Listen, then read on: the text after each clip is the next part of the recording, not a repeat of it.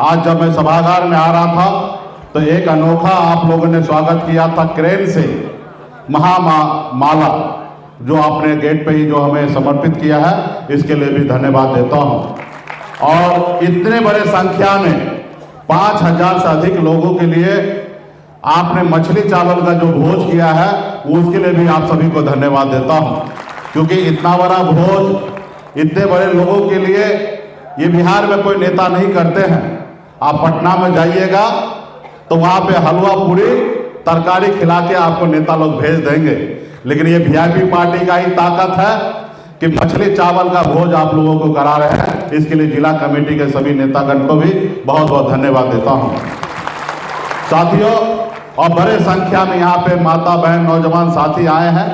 बस आप लोगों से और एक आग्रह करूंगा कि अगर इस समाज में, इस संसार में अगर सर उठाने लायक अगर बनना है तो दो काम करना है। एक काम, एक रोटी कम खाइए, लेकिन अपने बच्चे को पढ़ा लिखा के काबिल बनाइए। जब तक आपका बच्चा पढ़ेगा लिखेगा नहीं, तब तक इस समाज में सर उठा के नहीं जिएंगे। तो इसलिए 1000 तकलीफ होगा आपको, उस सब तकलीफ को झेलना है, और लेकिन अपने बच्चे को पढ़ा लिखा के आगे बढ़ाना है। और दूसरा, अपने अधिकार के लिए संघर्ष कीजिए, अपने अधिकार के लिए लड़ाई लड़िए। जैसे कभी आपके पूर्वज ने अंग्रेज से लड़ाई लड़ा और लाखों की संख्या में शहीद हुआ, और उसके बाद ये देश आजाद हुआ साथियों। और आजाद भारत में आज आप सांस ले रहे हैं, ये आपका पूर्वज का देन है साथियों। आज जो हम लोग आरक्षण की लड़ाई लड़ रहे हैं कि अगर बंगाल में निषाद को आरक्षण है और दिल्ली में निषाद को आरक्षण है, तो बिहार और झारखंड उड़ीसा में क्यों नहीं? ये लड़ाई सवाल आज जब हम कर रहे हैं, काश अगर 30, 40 साल, 50 साल पहले, 70 साल पहले जब देश आजाद हुआ, जब बंगाल में आरक्षण मिला, दिल्ली में आरक्षण मिला, तो अगर काश अगर उस समय में हमारे लोग पूर्वज अगर संघर्ष करते, लड़ाई लड़ते मजबूती से, तो आज हमारे समाज को आरक्षण मिल गया होता और आज हमें लड़ाई नहीं लड़ना पड़ता और आरक्षण मिल गया रहता। तो आज आप निषाद का बेटा कलेक्टर होता, एसपी होता, एसडीओ होता, बीडीओ होता, डॉक्टर होता, बड़े बड़े पद पे होते, लेकिन किसी कारण लड़ाई नहीं लड़ा गया, जिसके कारण आज आपका बच्चा, आपका बेटा सिर्फ मछली मारने के लिए मजबूर है साथियों, सिर्फ मछली मारने के लिए मजबूर है, मजदूरी करने के लिए मजबूर है, अपने घर परिवार को छोड़कर दूसरे राज्य में जाने के लिए मजबूर है। तो साथियों, इसको खत्म करना पड़ेगा, इसको रोकना पड़ेगा। ये रुकेगा कैसे? जब आप अपने बच्चे को पढ़ा लिखा के काबिल बनाइएगा, और जब वो काबिल होंगे तो अपने अधिकार के लिए संघर्ष करेंगे, लड़ाई लड़ेंगे। जैसे हमारे माता पिता ने हमको पढ़ाया लिखाया, और जब पढ़ाया लिखाया 18 साल की उम्र में, जिस उम्र में बच्चा घर में रहता, अपने माँ बाप के साथ रहता है, अपने परिवार के साथ रहता है, उस उम्र में गांव से निकलकर बम्बई जैसे शहर में चला गया। वहां मेहनत किया, मजदूरी किया, 900 रुपया महीने पे नौकरी मैं करता था, लेकिन माता पिता के आशीर्वाद से मुंबई जैसे शहर में मैंने कामयाबी का झंडा गाड़ दिया। और जब मैं मुंबई में देख रहा था, जब मैं बिहार लौट के आया, तो मैंने देखा लोग चांद पे घर बनाने के लिए सोच रहा है, लेकिन इस धरती पर हमारे लोगों के लिए घर नहीं है। और उसके बाद हमने बम्बई का ऐशो आराम जिंदगी को छोड़कर और अपने समाज के हक अधिकार के लिए आज मैं संघर्ष कर रहा हूं साथियों, संघर्ष और लड़ाई लड़ रहा हूं। 10 सालों में, 11 सालों में हम लोगों ने कम उपलब्धि हासिल नहीं किया साथियों। ये बात अलग है कि हमें बहुत ज्यादा उपलब्धि नहीं हुआ, लेकिन जितना भी मिला वो कम उपलब्धि नहीं है। पहले निषाद समाज का क्या पहचान था? निषाद समाज को कौन जानता था? निषाद समाज एक टिकट मांगने के लिए पूरी जिंदगी बिता देता था, एक टिकट नसीब नहीं होता था। लेकिन हमने बिहार में बताया निषाद का बेटा टिकट नहीं मांगता, टिकट बांटता, ये ताकत हमने दिखा दिया। कल तक निषाद का यही मतलब था कि ये सानी टोला, ये बिंद टोला, ये चौधरी टोला, ये मुनिया टोला है, यहाँ पे 500, 1000 रुपया दो, दारू का बोतल दो, यहाँ पे वोट मिल जाएगा। ये पहचान आप लोगों का था कि आप अपना वोट को बेचते हैं। लेकिन पिछले 11 सालों में हम लोगों ने लड़ाई लड़कर ये ताकत बनाया। आज कोई ये नहीं कह सकता कि निषाद समाज का वोट बिकता है। अब ये लोग पट्टा में कहता है कि अगर बिहार में अगर सरकार बनाना है, अगर मुख्यमंत्री बनना है, तो मुकेश सहनी को साथ लीजिए और डिप्टी सीएम बनाइए निषाद का बेटा को, तो निश्चित तौर पे आपका सरकार बनेगा। आज ये पहचान हम लोगों ने बनाया है साथियों, ये पहचान हमने बनाया है। हमने ये पहचान बनाया। कल तक निषाद का बेटा टिकट मांगता था, आज हम टिकट बांटते हैं। ये हमारी पहचान है साथियों।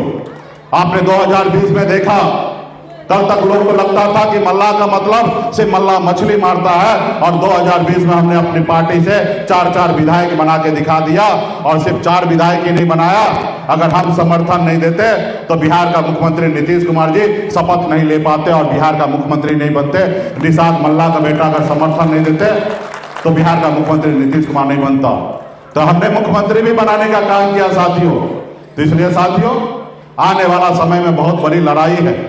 हम लोगों ने 2 बार मोतिहारी में हमने लोगों ने आप लोगों को मौका दिया। 2020 में भी हमने रामचंद्र सैनी जी को टिकट देने का काम किया, और वो चुनाव वो हार गए क्योंकि वो संसाधनहीन थे और आप लोगों का शक्ति ताकत नहीं दिखा, जिसके कारण 2020 में चुनाव हार गया। 2024 में भी हम बहुत कोशिश करते थे कि निषाद का बेटा यहां से चुनाव लड़े।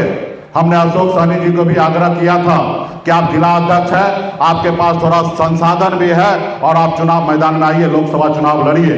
लेकिन उन्होंने कहा कि हमारी एक तैयारी नहीं है और हमारे पास उतना संसाधन भी नहीं है, यहाँ पे किसी और को चुनाव लड़ाया जाए, हमें हर हाल में जीतना है। फिर हम लोगों ने यहाँ पे राजेश कुशवाहा जी को हमने टिकट देने का काम किया, और आप लोगों ने भरपूर मजबूती से मेहनत किया, लेकिन कुछ ना कुछ तो कमी रह गया।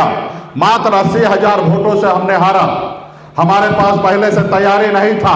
800 बूथ ऐसा था जहां पे हमारे कार्यकर्ता बूथ अध्यक्ष नहीं बैठा, और जिसके कारण हम लोग चुनाव हारने का काम किए साथियों, चुनाव हारने का काम किए हैं।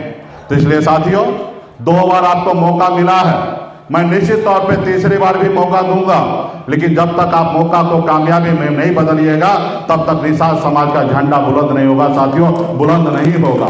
तो यहाँ पे हमारे पार्टी के जितने भी 5 जिला 4 जिला से आए हैं, पार्टी जिला के 7 जिला से आए हैं, हम पार्टी के सभी बड़े नेता से मैं आग्रह करूंगा, 2024 से पहले मुझे ये नहीं पता था कि मोतिहारी में हम लोग चुनाव लड़ेंगे।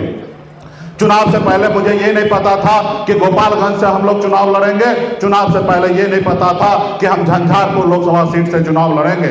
उसी तरीके से अभी भी ये नहीं पता है कि बिहार में किस कोना में, किस विधानसभा में, किस जिला में कितना सीट लड़ेंगे, अभी वो कोई क्लियर नहीं है, और ये क्लियर होने में 2-3 महीना का समय और लगेगा।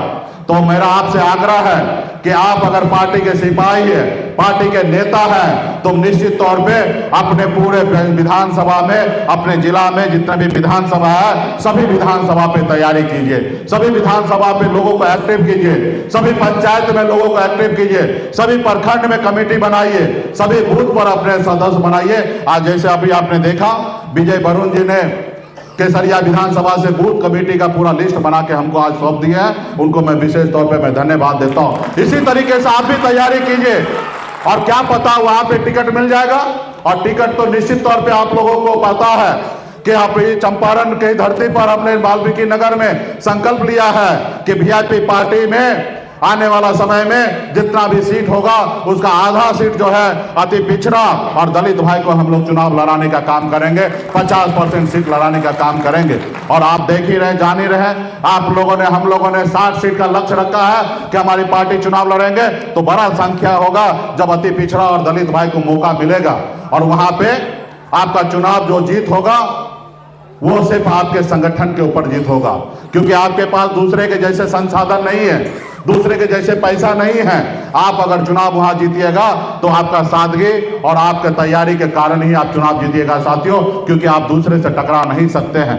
तो इसके लिए हम सभी आग्रह, सभी पार्टी के यहाँ पे मुख्य पार्टी के पदाधिकारी लोग आए हैं, पंचायत अध्यक्ष, बूथ अध्यक्ष, यहाँ पे सभी पार्टी के वरिष्ठ नेता आए हैं। आप सबसे आग्रह करते हैं कि चंपारण के धरती पर और गोपालगंज, सिवान, इस सभी पार्टी जिला में मजबूती से संगठन को खड़ा कीजिए। इस बार जो है बिहार में आपकी सरकार बनने वाली है साथियों, आप लोगों को ताकत मिलने वाला है।